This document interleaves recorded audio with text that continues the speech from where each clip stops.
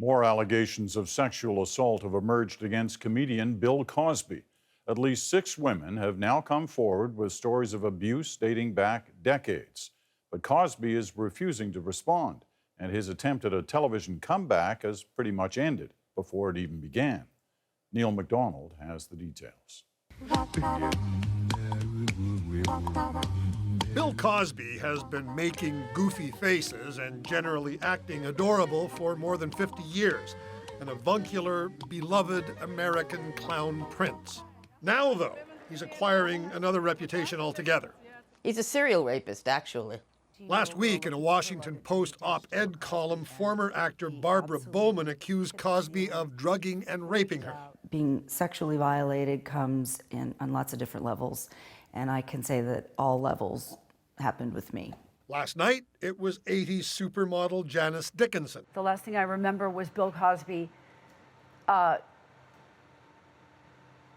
in a patchwork robe, dropping his robe and getting on top of me. None of the accusers went to police at the time. Publicist JOAN TARSHIS worked with Cosby as a young woman. But who's going to believe me? Bill Cosby, the all-American dad, the all-American husband, the person, Mr. Jello, that everybody loves. Who would believe me? I thought that he was evasive. This former Pennsylvania district attorney says he did believe an unidentified woman in 2005 who said that Cosby drugged and raped her, but that she'd waited a year to report it. I couldn't do a search warrant. I couldn't look for hairs, fibers, or anything that would corroborate because of the time delay. Cosby was asked directly about the accusations last weekend on NPR.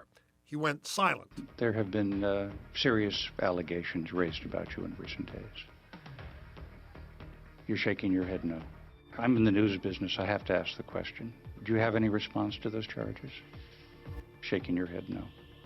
Cosby's lawyer, John Schmidt, has denounced the women, calling their allegations decades old and discredited.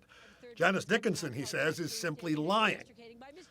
But a shunning has begun. Netflix and NBC and Canada's Comedy Network have all dropped new Cosby projects. This is too sexy, I'm leaving.